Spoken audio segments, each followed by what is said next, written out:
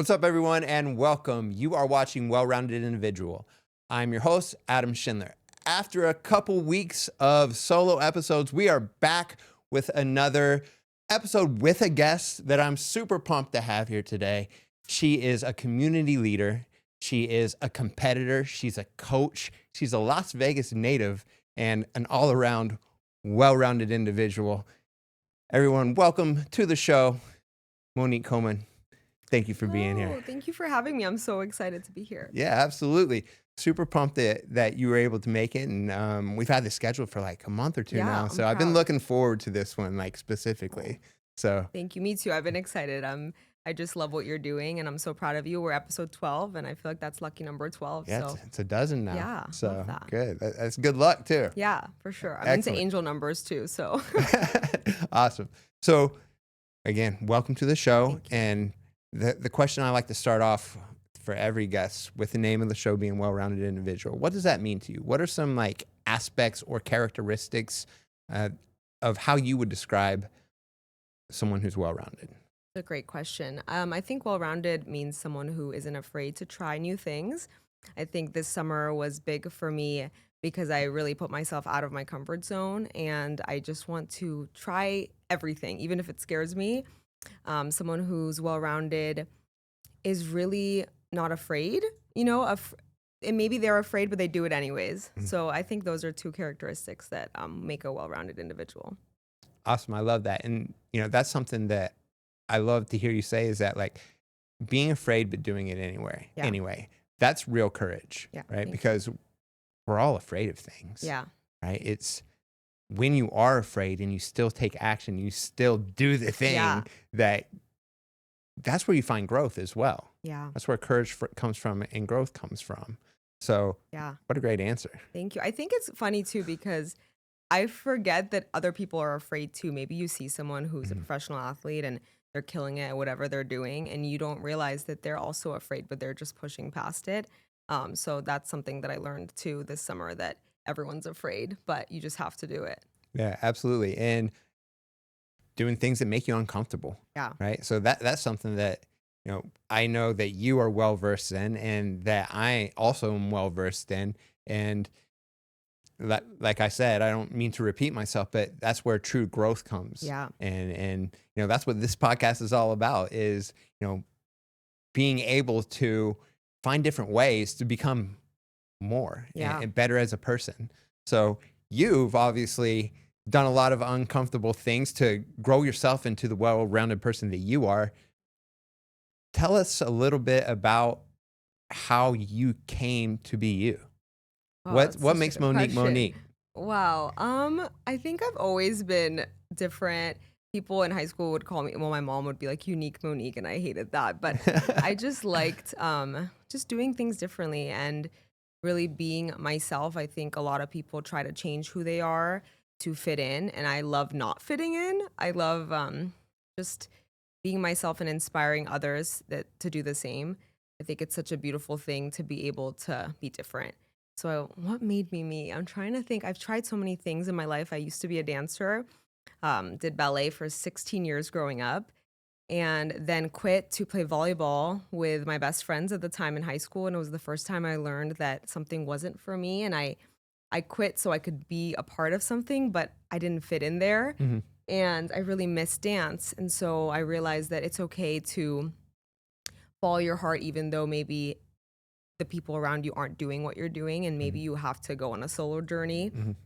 So after that, I really tried to listen to my intuition and really do things that made me happy.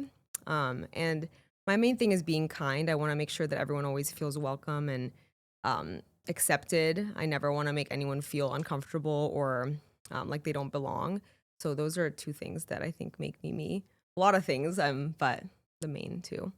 Yeah. I mean, I love that you were able to recognize that, hey, I wanted to do this thing to be Yeah. part of this community. However, Wasn't for no. me. Yeah. Right. That's a great, especially as a young person in high school. Yeah. How old were you? Probably 14, 15? Yeah.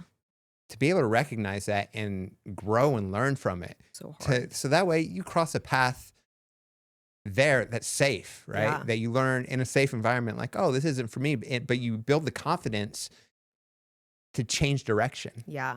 Mm-hmm. and at a young age, and know you've opened those neural pathways of like, oh, this is allowed. Yeah. Mm-hmm. Yeah, I think at a young age, you always feel like you have to do what everyone else is doing, and it's so scary to make your own path. But my dad has really helped me my whole life. He's really into philosophy, and I know a lot of people say what everyone's doing, do the opposite, and I try to think of that. I'm like, if everyone's doing something, but my intuition's telling me to go a different way, I try to try that different way and see how I feel. Right. Yeah, I actually had a conversation with someone through DM, like Really? maybe like either yesterday or today. And they put up like something like on their story that was like, where, about being different. Yeah. And I was like, I've been on that my whole life. Yeah. Like anytime I see a crowd going a certain way, I'm like, yeah, like why are you guys all Yeah. doing that? There has to be I something. think on the I'll other. do something different. Yeah. And just the desire to be different. Yeah. I think not everyone has that. Yeah. To be unique and to be different. But maybe not that they don't have it. Maybe they just don't have the confidence to go on their own. Yeah. Because I think that takes a lot. It is. I think it's fear. It's stemming from fear that maybe they're going to fail, and maybe it triggers something within them that makes them think that, they can't do what you're doing. But I always feel like people are judging you until maybe you succeed at something, and then they're like, how'd you do it? I'm like, well, you have to do things that make you scared, and also you're gonna have to be different for a little while, and then you might fail, and that's okay. And the greatest thing about that is that when you start to do things different, they're different in the beginning, but then when you do it differently but in a good way, Mm-hmm. you see people starting to do it that way too. And you're It's like, crazy. oh, like, Yeah, you're like, oh, okay, maybe oh, I was onto see. something. Yeah, Yeah. I see what's going on here. And I think that's a real great sign that you're on the right path. Yeah. No, what was the quote? I'm gonna think of it. It's one of my favorite quotes about being on the right path. But it's if the path disappears, that's how you know. And I love that because sometimes it's so unknown. You don't know what the next step is, but you just keep going and you follow your intuition, and somehow it all works out. So Awesome. yeah. Cool. So let's kind of talk about like what molded you as well. So born in Brooklyn. Yep. Immigrant parents from Bulgaria. Yep. Then you guys moved to Vegas when you were 3. Yes. Correct? What prompted the move to the West? My dad was a real estate agent in New York, and a musician. He plays bass and sings, and he does that here as well. Oh, cool. So he wanted to. Actually, it was my mom. She saw Vegas in a paper or something and was like, "This place looks cool." And so they moved. He started real estate here. And I remember growing up here and thinking there is nothing to do. Like there was no sports team. Yeah. Red Rock was the only casino. Everything was 10 minutes away, which was great. Now there's so much traffic. It's changed so much. But that's how we got here. And I remember I'm actually wearing a New York shirt right now, but I remember always wishing we lived in New York because I thought it was cooler. And now I'm like, I wish I was born in Vegas so I could just say born and raised. Yeah. But yeah, that's how we got here. Yeah. I love Vegas. So Me too. am sometimes jealous of people when they say I was born and raised here. I was like, oh, like, Yeah. dang, I wish I was too. You said you're from West Virginia? Yeah, I grew up in West Virginia. Okay, cool. Yeah. What's that like? Small. Yeah. I grew up in like a town of like 4,000 people, Wow. like on the Ohio River. Okay. So my backyard was like the woods. Like the town that I lived in was like an incorporated town. It was like Mayberry, like white picket fences, and like you wake up in the morning and like you have like neighborhood kids and you ride your bike all day. And we would like jump onto the barges. Do you know what a barge is? It's kind of like a train for water. Okay. Like on the east, I actually explained this to a friend last week. I'm like, because she didn't know what a barge was either. So a barge is like a train for water, right? It's how people transport goods through waterways. But they have like these big, like empty, like vessels, right? And they would be parked on the side of the Can you river. Skateboard down these? Is No, the water- no. Like- But you can get in them, but they're hard to get out okay. of. They're just like little, like they're really hard. But they have obviously they have workers on them, so there's ladders to get out of them. Okay. So we would like go play on those, playing like rock pits. It was like Wow. it's a throwback for sure. That sounds fun to me though. That It sounds was like a true childhood. So much fun. Yeah. Honestly, like I look back at it, I'm really glad that I had that. Like there's definitely less opportunity there. Yeah. Just because the population's low, but you with the internet now you can find anything. It's but crazy. I mean, I grew up in like the 90s, like the early and mid 90s. So it was safe and it was like a true throwback. Like I didn't have a computer or the internet until I was like 15 or 16. Wow. So that's wild. I'm like of the generation that is like really present. Grew up with nothing, but then also was young enough to like learn and adapt and be like early adapters. You know what I mean? So it was really fun. It's a little different now. The opioid epidemic really crushed Appalachia. Obviously, like in the 90s, there were like drugs and stuff. There's drugs and stuff everywhere, but like it's really done a number. Like on, especially the economy there is not good either. So I honestly haven't been back since like 2014 or so. Wow. So it's been like 10 years. My parents, my mom and my brother both live in Tennessee now. So when I go back east, like we usually do like a beach destination and we all meet somewhere. But it was really nice and it's really pretty, but it's someplace that like, I'm glad that I grew up there, but I wouldn't want to live there again. Yeah, no, I understand that. I felt like that about Vegas too for a while. And now that it's grown so much, I think it's a great place to live. But again, just growing up here, there was just not much. Yeah. And I was always so envious of people who had trees and like parks and things to do as a child. Yeah. Because here too, especially under the age of 21, you couldn't do anything. Yeah. You know what's funny is that I hear people say that all the time because my son is here now. And like, He's people so are like, cute, oh, by the way. Oh, thank you. They're like, oh, I wouldn't want to raise kids here. And I'm like, why not? Yeah. No, it's like, great now. It seems amazing for kids here. Like, yeah, obviously you're going to have like any type of like dangers. Yeah. Like other places and maybe different dangers here, but there's so much opportunity here and so many things to do and see. Like, it's just absolutely incredible. And no natural disasters, which is amazing. Yeah, I know, right? People are always like, "Did you feel that earthquake?" I'm like, "No." Yeah, I'm obsessed with knocking on wood, by the way. Like, the fact this is wooden is just my dream because I'm always knocking on wood. I knocked on wood earlier today, too. That's funny. Need a wooden keychain. So, get back to it, right? Yep. So, you go to Gorman. Yep. And then, obviously, you start liking football.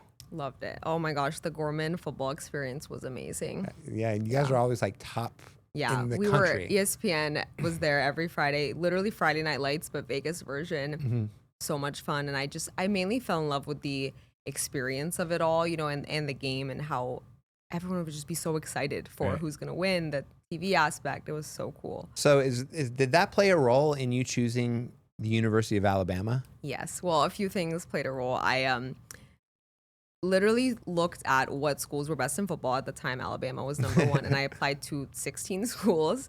And also, have you heard of I'm Schmacked? At that time, it was like a party YouTube. So I was like, I need to look at that. And then compared both and applied to 16. And Alabama was number one in football. I also got into UGA and toured that as well, but Alabama had a higher out-of-state percentage of kids, so I'm like, maybe I'll fit in better there, and me and my best friend went, and it was so much fun. Yeah, what an experience. What years were you there? 2015 to 2018. I was abroad for the last year, and then I found out that the Raiders were coming to Vegas. I actually emailed info@raiders.com, and I'm not that anyone was going to read that, but I'm like, I'm from Vegas. I'd love to help you move the team to Vegas, and I think I could, deliver a great perspective. No one responded to me, of course. And then I came back and manifested that for sure. I was so adamant that I was going to work for the Raiders. So came back for that. And also, once I turned 21, I didn't really feel like being in Tuscaloosa because I was like, I want to experience Vegas the right way. And then I did. And I was over the club scene in like 3 months, but at least I experienced it. Yeah, that's cool. So let's touch on what you were just talking about, right? So you finish school in Tuscaloosa. You do a year abroad in Barcelona. God, what an amazing You studied. I love it. Thank you. Yeah. What an amazing experience that was. Amazing, yeah. God, I've heard so many good things about Barcelona. I need to go to Spain. You haven't been? No, I've never been. You have to go. I've been to Mexico a bunch of times, but never Spain. So different. And we were talking earlier about how we minored in Spanish, both of us, and Barcelona was so different because they speak Catalan. So it's Portuguese mixed with Spanish. And so I thought I could speak Spanish. I would try to order in Spanish at restaurants, and they would just respond in English. I'm like, please let me try. And yeah, so I feel like after that, I didn't really understand the language as much. I need to get back on Duolingo, like you were saying. But you're like, oh, well, everyone here speaks English. yeah. So I'm like, I know I have hit an the easy button. accent, but like, let me practice. Everyone speaks English in Barcelona because Right. it's such a touristy place. Yeah. Yeah, that's cool. I've spent time in Thailand, Oh, I and want to there go are to people Thailand so bad. abroad everywhere. And this is the thing that I realized: all the Europeans speak English, and that's one thing that really made me want to learn a new language. I was like, I'm the only one that speaks one language here. Yeah. Like, I'm the only one. Yeah. I was like, if these people can do it, I know my brain can do Yeah. it too. Yeah. So like, I love that. that was a lot of times people ask me because they like see me like doing my Duolingo and like speaking into it and stuff. And they're like, why do you want to learn Spanish? And I'm like, well, because it's a practice and it's like working out for your brain. Oh, it is. Yeah. Yeah. No, and I grew up speaking Bulgarian to my family, and I my first language was technically Bulgarian, but I learned both simultaneously. And I always felt that learning a third language was so much easier because though it's so different, there are so many similar words. Also in Europe, everyone knows, like my dad knows 8 languages, and that's just normal. So you travel, and Italy is a few hours away from Spain, and you just know all these languages. Right. And in America, you just know one. It's crazy. I don't. So that was something that I learned when I went. But I went for 1 semester. I was supposed to come back and live in my sorority house junior year, and then my dad was like, just stay. You're gonna get such a better experience staying. So I did. But second semester, I started over because I had already made a friend group, but everyone went back home. So I was the one who had already experienced it all. So second semester, I almost went more solo and traveled around Europe by myself and met friends, which was really cool. Yeah. But yeah, different. That's cool too. And that's good, as a young person, just for your growth and your confidence and everything else in life too. So let's talk about how did you land the Raiders job? So for everyone listening, we were talking, she finished college. Yep. And then moved back to Vegas, where the Raiders moved here. Yep. And then you get a producer job for the Raiders. This is a crazy story, actually. It's a little long, so I'll try to shorten it. But I'd love to hear it. Okay. Details. We love details. Last year of college, I transferred to UNLV, and I'm majoring at this point in sports journalism. And I'm taking a sports marketing class, 2 different types. One of them was every Thursday night. It was a 3-hour class, and we had to pick a corporation or business and find their pain points and pretty much spend all semester figuring out how to pitch to the company, how to fix whatever issues they're having. So in that class, everyone chose Target and Walmart and these huge corporations. And I was like, why don't we choose the Raiders? They're moving here. They have the fan base in Oakland. The Vegas fan base is going to be so different. I'm from here. I could help. And so that was that class. So there's another class. And in that class, we just learned sports journalism, casual class. And one day my teacher was like, there's going to be someone from the Raiders coming to hear the class, talk about an upcoming job opportunity. Do not be late this time. Like, it's really important that you're on time. Well, at that time of my life, I was always late. I'm never late anymore. But I was late, and I remember walking in. I'm like, Monique, why would you be late today? This is such an important day. I went, and he's talking about this production assistant role. This was the manager at the time of video production, this production assistant role, and he's saying all the qualities that he wants in the role. So I'm literally writing every note in there, like all the qualities I'm writing that I have them, and then I apply that night, and I'm like, there's no way I'm going to get this role. And I remember one of your podcast guests, she talked about imposter syndrome, and I felt like at that point, I had that so bad. I wanted the Raiders job, but I didn't think that I was qualified, especially as a college student.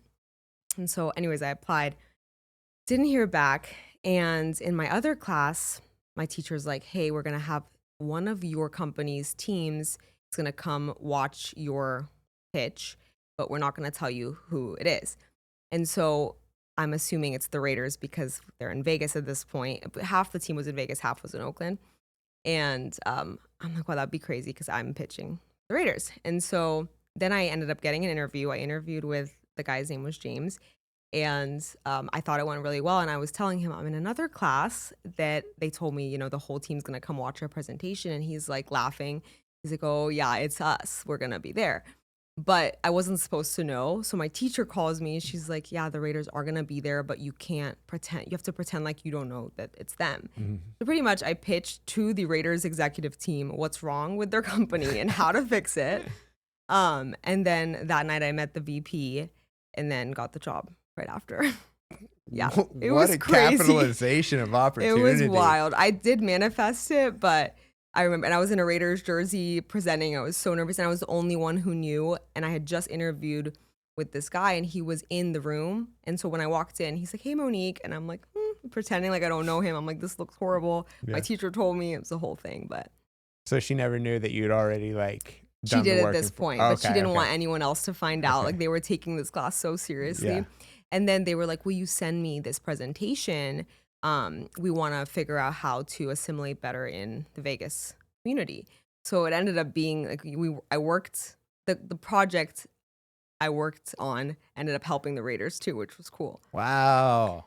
Yeah, crazy. That's It was long-winded, but no, I mean, I love that story. yeah, Thank you for telling it here. Thank you, I yeah. appreciate it. I'm sure everyone else is going to love it too. And that no one really goes- knows that. just- Yeah, how powerful is that? yeah. I mean, Manifestation is Yeah. so real. not that like you created it all in your own mind, but it wouldn't have happened if you weren't creating it Yeah. in your mind. Well, and I literally moved back. I don't think people understand how serious I was about the job. I moved back to get to work for the team. I needed to work for the team. It was just my lifelong dream. Magnets, right? Yeah, no, seriously. So it was so cool. And I still talk to all of those guys today. And It's amazing. I'm It's a sure you cool made team. so many great connections Oh my like gosh, through amazing. that experience and through your work and everything you do with such professionalism. thank So you. I mean, that we don't think about that, right? So because it's a job that you were in for how long? 4 years. 4 years, Yeah. right? So it was a job that you're in for 4 years. However, it's not a 4-year relationship. No. It's a lifelong relationship. Oh, once a Raider, always a Raider. They Yeah. always talk about it. Yeah. And you create these relationships within not Mhm. just the team and the brand, but with other people. Yeah. And I mean, who knows, in 10 years or 20 years, you're probably still going to be utilizing a Oh, lot of yeah. those relationships to build business, to help other people, and to just create Yeah. and create good. Yeah.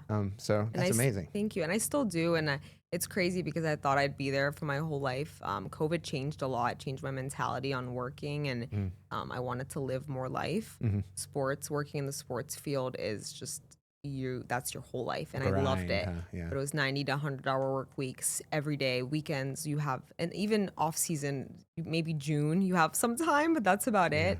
So it was really hard to leave, but I just wanted to try other things. Mhm. But yeah, I did leave on great terms, and it was a choice, and I never thought I would, but I just needed to branch off. Well, that's the thing too, is that you have to do things for yourself Yeah. too. Exactly. You can't just be that's not the right word. I was like a slave Yeah, for others, yeah. right? But you have to fill your cup Yeah. first. I If you're always say being this. just emptied by something that you're constantly putting into and it's not filling you back up, then you're just gonna be running on E all the Yeah. time, and that's just no way to live. Yeah. And I realized towards the end I was only there because I felt like other people thought it was cool that I worked there, and it wasn't for me anymore. Yeah. And that's when I realized I had to go. Yeah. You know, your soul knows when it's time. One of my favorite quotes as well is "Let go or be dragged," Yeah. because it's like I knew I had to go, and so I just had to follow. That takes a lot of guts Yeah, and it's a lot of hard. maturity Thank you. to be yeah. able to make that decision. How old were you at the time? 23? 4? 20, 25. Oh, okay. 25. Okay. Yeah. Cool. Yeah. Okay, cool. So, yeah, but in a young person making that type of decision from a dream company, from a job that you've always wanted, Yeah. takes a lot of guts. Yeah. So let's talk about that transition. Yeah. What you are running this business now, Yeah. the Fleeky Girl Club, Yeah. which is so much fun to watch from an outsider. Yeah. I'm curious Perspective. to hear how it seems from an outsider's Here's what I perspective. think. Okay. I think that you guys have more fun than everybody Aw. everywhere you go. Really? Okay. Literally, like We do have a everything lot that of you fun. guys do, I'm like, man, I kind of wish I was a girl sometimes so You I can could go come. do it. Fleeky Boy Club, start it. We can, collab. Yeah. But the spots that you do, Yeah. the activities, the yoga, the journaling, Yeah. the sharing, you've created this community that is not only about fun, Yeah. but it's about helping others be better. And that's how I see it. Wow, I love that. I'm happy it's translating like that because, I wanted to start a community where everyone felt, accepted. Like I mentioned in the beginning, I just wanted to create a safe space for everyone. And I didn't really think much of it. Mainly, I started it because it just came into my head one day and I wanted to go on walks because at the time I was obsessed with getting 10 to 12,000 steps a day and I still am. Yeah. And then it was fall. It was actually almost a year anniversary to the date of Fleeky Girl Club, October 1st. So 2 weeks. We're having a walk on October 1st if anyone's free. But I just wanted to encourage other people to get their steps. And I know that sometimes it's hard when you're alone and don't have the community to push you. So that's how it started. But the transition from the Raiders was crazy. And that's a whole nother story, but I felt like I had gotten very unhealthy working there because I was very focused on my job and did not eat healthy food. Also because I didn't really know what to eat. I was working out a good bit, but you can't out train a bad diet, and I was, eating not good. I'd gained 50 pounds at the time, didn't really realize it, and then left. And that whole year after I left, it was just about transforming my health, becoming a better version of me, feeling better. I had no energy and I was 25. So it was 2 years ago. I'm like, I should have so much energy right now. I want to be young and experience life. And that actually played a huge role in why I left as well. I just wanted to focus on my health. Okay, absolutely. And I think that's probably how we met too. Yeah. It's self-made. Yeah. So what I remember about you and about like meeting you and getting to know you is you were prepping for a competition. I don't know if you were even in prep at this point yet. To be honest, the competition, I decided to do it 2 weeks before. I was just like prepping for life. And then all of a sudden I'm like, I'm going to compete. Yeah. Because you were in such good shape, you were able to make that decision. Yeah. But I remember I would see you because I'm the cardio king, right? So I do so much cardio. You're always running. People think I'm insane. Miles every morning. And so I would see you every morning. You would weight train, and then you would spend an hour on the tread. Yeah. Walking and just getting it in. But you were like getting it. Yeah. And I would see you in like 12 incline. Like there she is again. Getting so after funny, it. And that just made me like, just have so much respect for you. Thank you. Because of the discipline that it takes, that I know that it takes to do that daily. Yeah. But also, I loved it. I also get, exactly. Yeah. People don't understand that. They think you're crazy and you're like, no, like I want I'm in love with the crazy. Like I wanted to be there. Honestly, I'd spend 4 hours at Self-Made, be sad when I was leaving. Yeah. So I would see you doing that and I'd be like, this chick like is on another level mentally. Yeah. And then, you competed, which was like a last minute decision. Yeah. I actually love learning that too, because that makes it even more impressive to me is that like people ask me all the time, like, what are you training for? And before I started doing like the Pro Hyrox events, I'd be like, life, brother. Yeah. And so you were training for life. Yeah, I was. Still am. Yeah. Yeah. So tell me a little bit about like your mindset when it comes to that and like what the desire for that and how it makes you feel. Yeah, great question. There was a pivotal moment. I was in downtown Summerlin, and I remember at that point I'd been training with Romel. He's a boxing coach and trainer at Self-Made, great guy. And I remember I'd been training for 6-7 months from April 2023 to October. And if anything, I gained weight, and it wasn't him, it was me. I just wasn't changing anything in my daily life. And I remember talking to him too, and he's like, I'm only with you 1 hour of the day. What you do the rest of the day is what's going to determine your results. So I'm like, I'm going to start tracking my calories and see what happens. So I started. I didn't want to weigh myself. I refused because I felt like if I did, it would just discourage me. So I started tracking loosely from October to December, kind of saw results, weighed myself, was heavier than I'd ever been in my whole life. So I was like, wow, I already lost probably 15 pounds. That means I was even heavier. And January, we really locked in 1,500 calories, started doing the weights, the cardio, all of it. And then my body started changing. And it's crazy because motivation really is the best form of, or results are the best form of motivation. You know, seeing my body change made me want to go even harder. But mainly I felt better. I was more confident. I could actually do the things that I wanted to do in life. I showed up better for other people. You said, you know, you fill your cup first. You can't pour from an empty cup. So I felt like doing that for me was great because I was showing up for everyone else in my life better. And I just hated the way I felt, especially at the end of my career. I just didn't want to do anything. I didn't want to get ready. I was so embarrassed to show up. And so I never wanted to feel like that again. So that's really what drove me. And then kept going. And then I never thought I'd compete. I remember talking to a friend about it, and he was like, I don't think you should. It's really hard on your body. And in hindsight, it is. And it's really hard on your mental too, because I got down to 8% body fat, which is crazy for a female. Oh my goodness. And then just seeing your body change and get to that point, especially after losing all of that weight, I didn't want to gain a pound. And even though I needed to, I can't stay at that weight forever, especially that body fat percentage. I lost my cycle. That's what I wanted to talk to you about too, just hormones. My hormones were completely out of control. Didn't have my cycle for 17 months.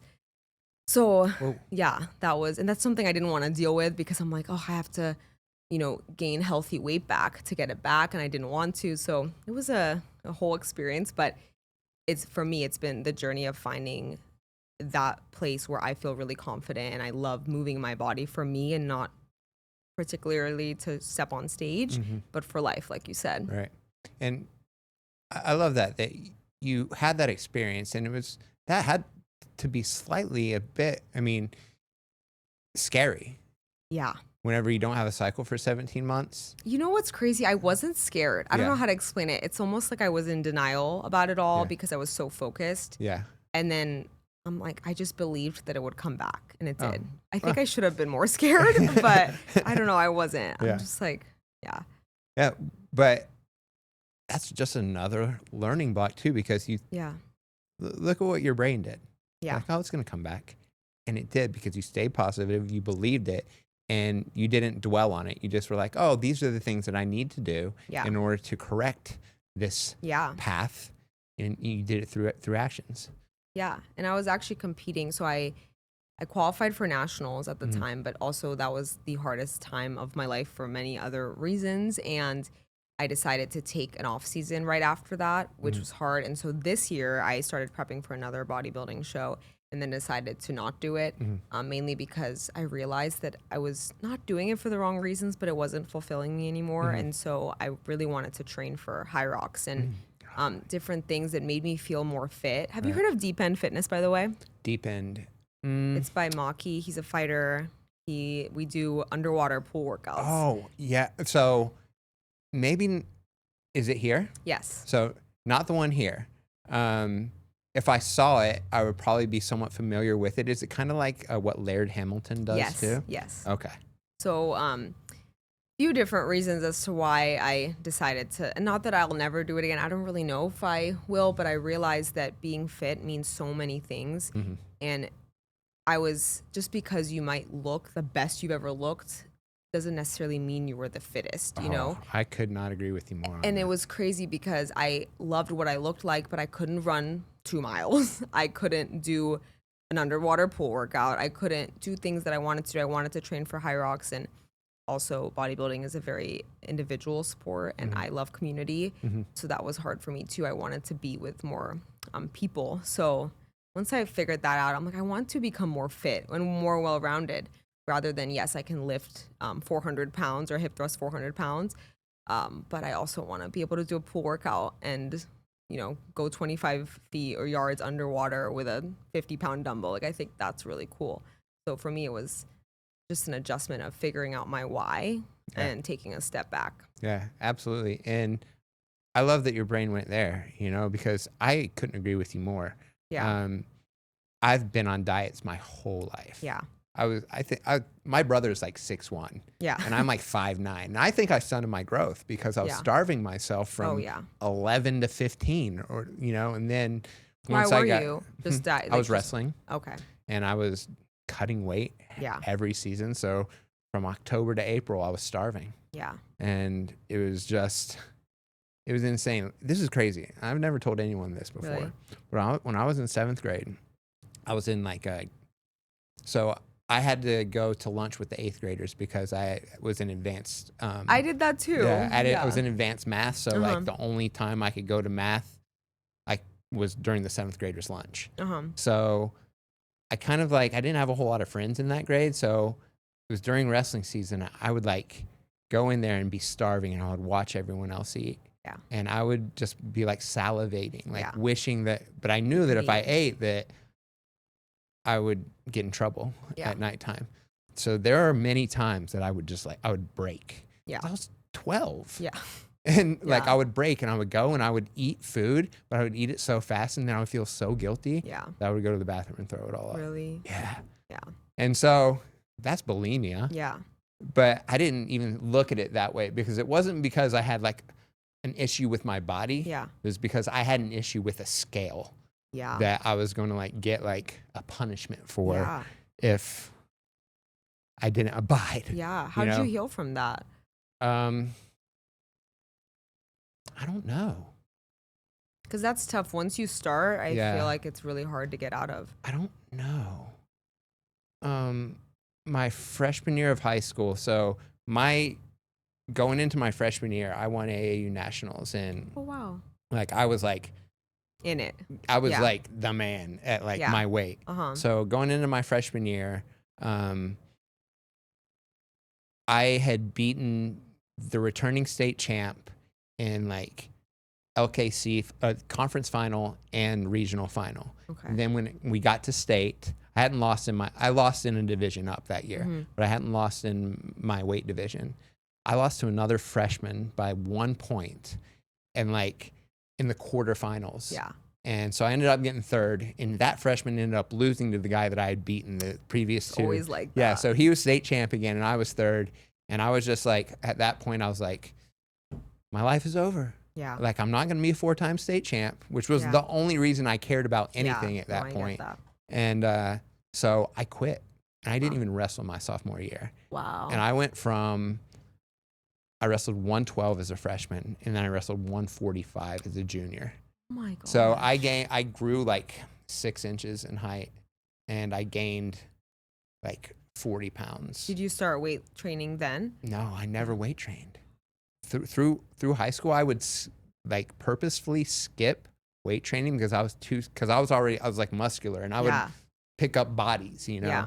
But I was so scared of gaining weight. Wow. That I would never lift weights. I would do push-ups all day, and I would Wow. run, but I wouldn't weight train. I didn't start weight training until I was in the military. Wow. Yeah. Okay. So that year, everyone in my town was just beside themselves. Yeah. Because there was people coming to my house, knocking on my door, trying to get me to wrestle, and I was not gonna you're do it. I yeah. had made a decision. Wow. And I was partying a lot and doing just bad things You that were a in high school, 15-year-old yeah. does, Yeah. And but in hindsight, looking back on it, it was the best thing I ever did for myself, because I did come back and won state my junior and senior year at a much higher weight class where I was healthy. Yeah. And I wasn't starving all the time. I I was cut just talking about this yesterday. 5 pounds, 8 pounds max. Yeah. So I was much more healthy. And that year off, even though it kind of it made a lot of people mad, but I was just I'm not doing this anymore. Yeah. I was so miserable, and I was so miserable all year my freshman year, and then I still lost. Yeah. Which was my fault.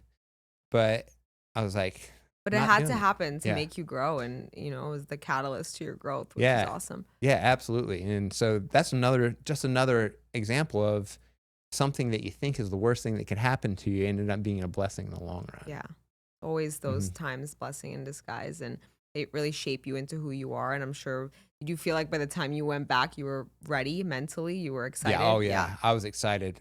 like my junior year, I couldn't wait to wrestle again in my I junior love year that. because I was big. I was like, oh, Yeah. like You're I'm like, I'm ready I'm now. like Yeah. kind of a man now. Yeah. Like, as much of a 16-year-old can be, Yeah. what was I gonna say? I had something I was gonna say about I could totally that relate story. in terms of the cutting weight because it's hard. And Yeah. sometimes your body just doesn't want to be at a certain weight. Like Yeah. my lowest was 108 pounds, I think. My whole life I've been 120. And so it was so hard for my body to stay there. And it shouldn't have stayed there anyways, but it's just that mental of once you get there, you don't want to leave. Yeah, you're like, oh, this is baseline now. Yeah. And it's funny You'll because do anything to stay there. yeah, like I look back and you can never see what you look like in the Yeah. moment. You look back, you're like, wow, I was really tiny. Yeah. I remember what I was gonna say now. Yeah. I really believe that's how I overcame like that throwing up stuff. Yeah. Okay. Because I took a whole year where I didn't even have to think about it. And I realized, and of course I wouldn't do it, like if I'm not trying to make weight, but I realized I was like, oh, and then like once I was bigger, like it never crossed my mind again. Wow. I'm happy you recovered from So it wasn't intentional. It was because it was like a FU to everyone. Yeah. And it ended up helping me in the long run. that. Wow. Yeah. You said the relationship to the scale too, which is, that number, like 1 pound off can change everything, which is, hard to overcome. Yeah, I know. And that's what I try to tell. And you're coaching now, right? Yeah. So that's a great way, like just your experience and just knowing the healthy way to do it. Yeah. Is such a great quality to have in a leader. Thank you. So how do you communicate that in a way that's like digestible to someone who maybe doesn't understand, like when you're saying like, oh, the scale doesn't matter, and they're like, huh, it matters to me. I was just talking about this yesterday. Well, I always lead with muscle weighs more than fat. So in the beginning, I know that I didn't want to weigh myself. So I'm like, you don't have to weigh yourself. Just have a dream pair of pants that you want to try on in a month and see how it fits, because your waist most likely will get smaller. Maybe the scale goes up, but it doesn't matter because you feel better about yourself. And so we start with the pair of pants, and lo and behold, every month if they fit, or they just are a little easier to get on. And I think that gives them the confidence to continue. And I feel confident coaching because I know I've been through it. And I feel like I've been through so many stages of my life and different weights. And I know it's so hard when you look in the mirror and you don't maybe love what you see, but I tell them to just focus on what's right in front of them, focus on doing the steps, because regardless, the time is going to pass. Might as well do the right things and do it for the right reasons. Do it because you want to be healthy, and then the rest will follow. Yeah. Great. Yeah. I love that. And I love that you use the pants analogy too, because that is something that they can see, that they can feel. Yeah. That doesn't have a number attached to it. The number. Yeah. And that's the thing too. I tell people all the time, I did the in-body last year, and I did this like on purpose. I did that every day. I needed to step away from that thing. I did it on purpose to just prove to people that like, hey, this thing fluctuates. So I had like a 6 a.m. client. So when I got to the gym, I got on, and I think I was like 176 and like something like 9.6% body fat. Trained a client for an hour, went to the bathroom. So I just did number 1, came back. 8? I didn't eat. I stayed fasted, but I was 1.2 pounds down.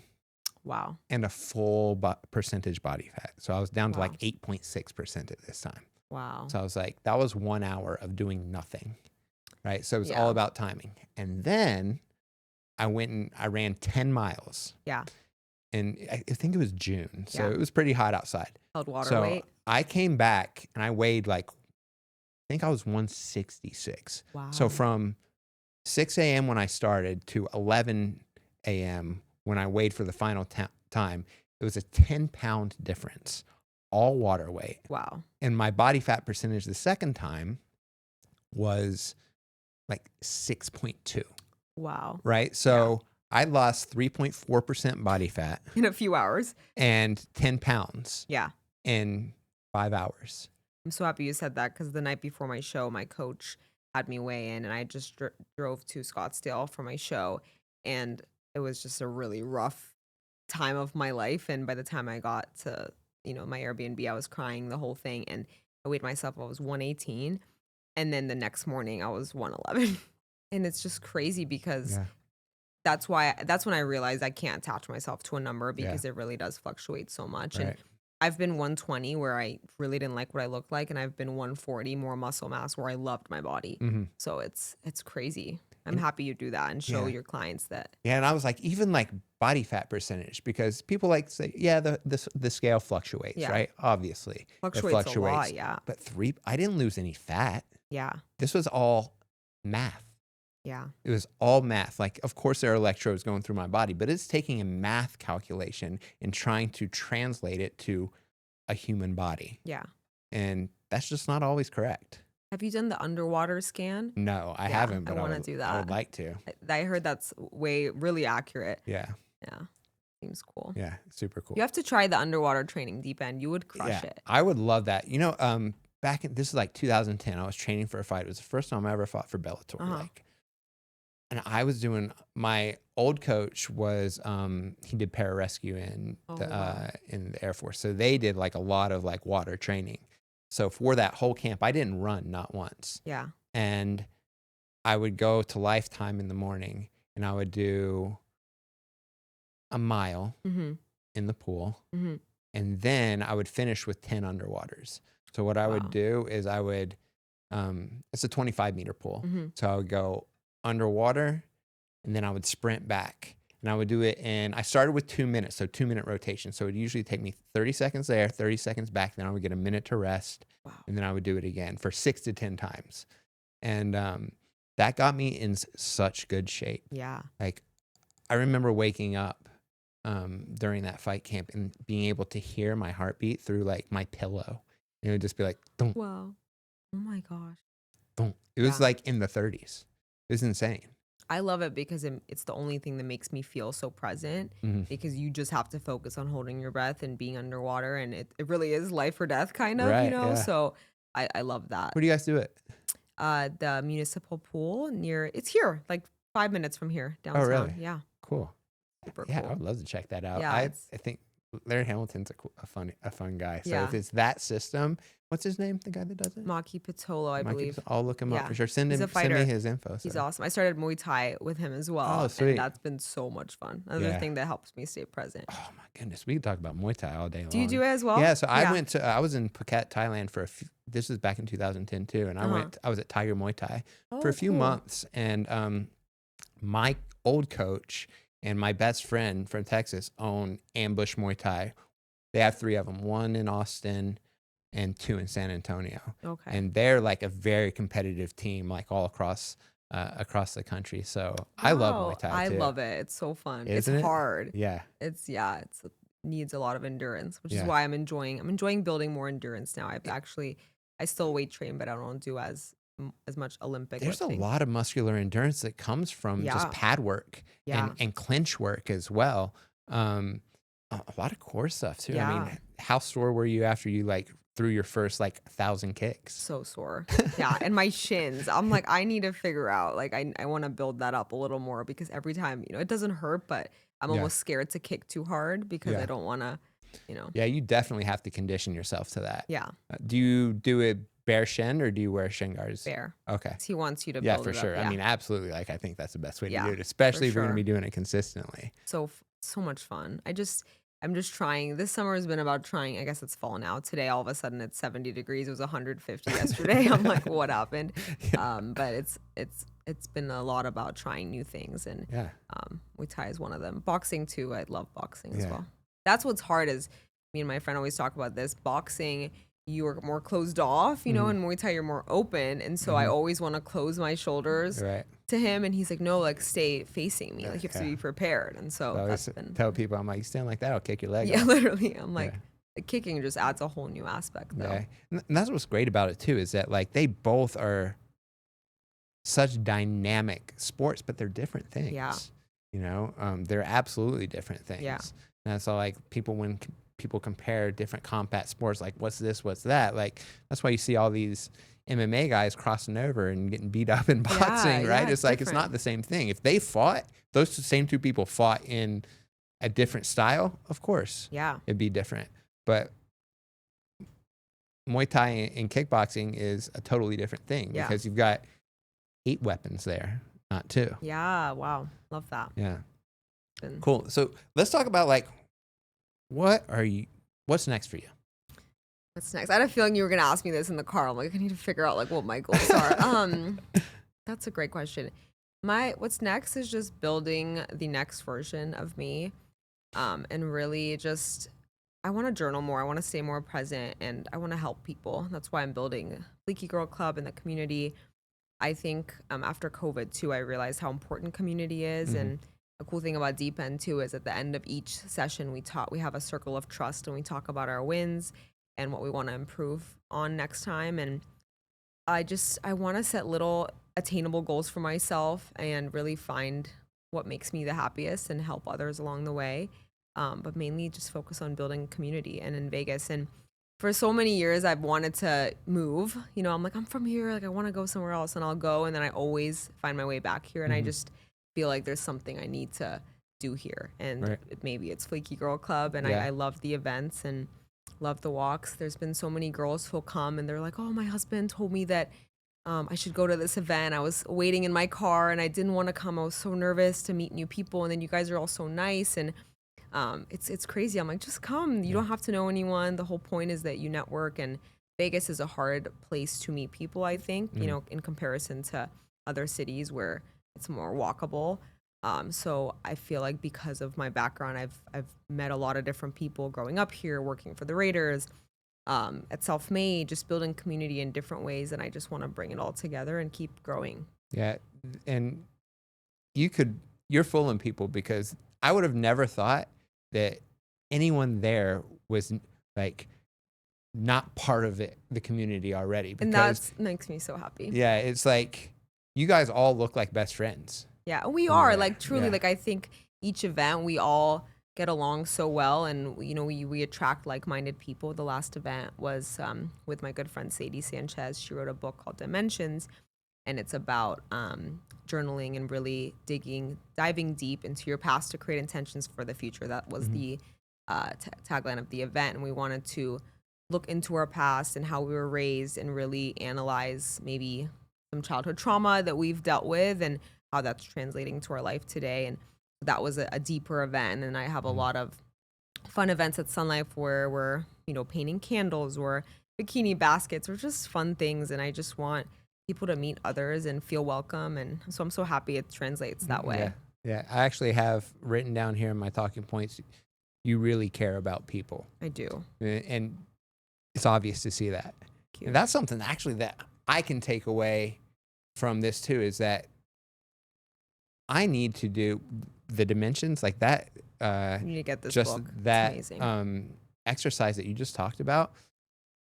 That's so important. I mean, that would be important for me. Yeah. Because like I'm like on a growth journey myself as well. But like I kind of just like, as far as like I'm a guy, you know what I mean? So like I'm like I'm intentionally doing things, but like notebook and writing things down is really hard for me to do. I've tried to do it so many times, and like I'll do it for a week and then I'll forget about it because like I've got something else going on. So that's something that I think would be really important. And I think a lot of times digging into like what you said, like childhood things, trauma thing, like experience, stuff like that, bringing it to light helps you be more aware of everything going forward. Yeah.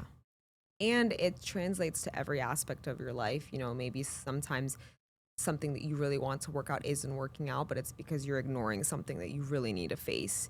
And I think that, and I'm the same secret, like I'll start journaling and the same thing after a week. I'm like, oh, I can't do this, which is why I want to do it in a community setting, because it forces you to really, you know, go in. And she guided us through the journaling, which was really cool. Yeah, and it helps you like, because a lot of times I'll be like, I don't have anything to say today. Yeah. But maybe you wait until later that day, or being in a group allows your brain to just like take a different path and like get a spark from someone else, or someone says something that's like, oh, like, you know, that translates to me as well. So I freaking love that. That's amazing. Thank you. And we also had a sponsor, Flowdose. Have you heard of Flowdose? Mm-mm. It's functional microdosing, mushrooms, but legal. And you buy it online, and they sponsored the event. So everyone was encouraged to take a 100 milligram capsule and kind of open their mind, which sometimes helps before journaling. Yeah, well, you're gonna have to send me that. Yeah, because it's great. That's something I've been talking about for like at least a year that I want to like dig into and dive into, just to like, because I really want to be more creative. Yeah. And I think that I do good things, right? But I can always find a better way to do it, or find a different way to do it, or how can I add tools to my toolbox? Love that. And that's a way that like I've really been wanting to explore, adding things to my brain. So that Love that. I'm into that. Well, I feel like you are anyways, just bringing, all these different types of people on your podcast. You just learn something from everyone, I'm sure. And you are a creative and a coach, great coach. And I think that's something too. I'm trying to learn something new every day and really focus on journaling and bettering myself. Journaling is a practice I want to get better at, because it really does help. And if I wake up in the morning and write 5 things I'm grateful for, every time I do that, my day is amazing. And it's funny because I'm like, why don't I do that every day? Yeah. I don't know. I mean, I want to have a good day, right? That's how I feel about my run too. Yeah. I'm like, I'm running this morning because I want to have a good day. Yeah. Cool. Wait, High Rocks, really quick. Yeah, They for all sure. We got say- 5 minutes. Okay, perfect. They all say it's a running race. Like, what are your thoughts? For sure. Okay. Run. Yeah. Run a lot. Okay. That's the thing that like, you're doing the women's division, right? Yes. So there's women's pro. So women's pro and regular men's do the same weight. And then men's pro do the heaviest weight, right? So compromised running is probably the hardest part, because I run all day. Yeah. But like after pushing, the men's push weight is like 446 pounds or something. The men pro, right? Okay. It's 202 kg. The regular man and pro women is 153 kg, which is like 330 something. And then it's 102, I think, for women. So it's like a little over 200 pounds. Okay. But Wow. running afterwards is the hardest part. Yeah. But what really helped me perform better, because like right after I pushed, I was Bambi. I was literally a baby deer. The sled push is the hardest part every time. But because I put so much volume on the road, I was able to catch and pass people in like the 5th and 6th and 7th, and even the last kilometer, I was still running fast, because even though my 3rd and 4th were really shaky and bad because of that, because my cardio was good and because my legs were so used to like 50 miles a week, they were able to recover and keep me going. Wow. So, and it's half the race, right? So it's 8 kg. So it's not kg, kilometers, km. Yeah. So you run a kilometer, you do an event for 8 times. So a lot. Yeah. I literally just said a whole bunch of stuff to say running's very important. No, I love it though. And you do run a lot, and that's something that I'm getting more into. I love the runner's high, and it's so fun to run. Truly, it's recovery from running for me, and it's just different. And I've said this a million times. I always have a better day whenever I go for a run first. Yeah. You go for a run, you're happy afterwards. Yeah, the endorphins. The sun's shining. Yeah. Birds are chirping. Seriously. Life is good. Do you run every day? Yep. Yeah. I have not run one day this year. Okay. I forget what happened that day. Wow. But there's one day in 2024 that I didn't run. But I did go on a hike that day. Actually, that's what it was. So I do something every day as far as that goes. And it's just for my brain more than anything is what I always tell people. That was me too. That hour on the treadmill was mental for me. Like I felt so much better afterwards. Yeah.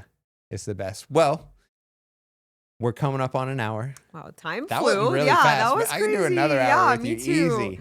This was awesome. Thank you so much for being here. I really, really appreciate your conversation, your mindset, your perspective, what you're doing for the community and people, and just me as proxy. Like when I see you doing this positive stuff, it makes me want to be better. Wow, so thank you so much. That is something that I seek, is other people who bring that out of you. So You're I a feel light. the same way about Yeah. you. Thank you so much. You always inspire me too. And now I'm going to start running every day. I have to. Excellent. So we're getting ready for High Rocks. Yep. That's what's next. But again, one more time, thank you so much for being here. Thank you. Let everyone know how they can get a hold of you. If they want to be part of any type of your event, let them know. Yeah, absolutely. So you can follow Fleeky Girl Club or at Monique on Fleeky. I post updates. Try every few days to post updates. So next walk is October 1st. We have a community workout October 12th. And end of the month, we're going to have a ceramics event with Sun Life Organics. Amazing. Yeah. Thank you so much again. This was awesome. Absolutely. Had so much fun. Guys, thank you so much for watching. I really appreciate your viewership. I appreciate your feedback. If you like this, like, share, subscribe. Suggest it to someone else who could benefit from hearing some of these stories and some of the content and the value that we bring. Again, follow us, Well-Rounded Individual, YouTube, Spotify. This is going to be up. Well, if you're watching it, it already is up. But again, like, share, subscribe. I appreciate you all. We'll see you next week.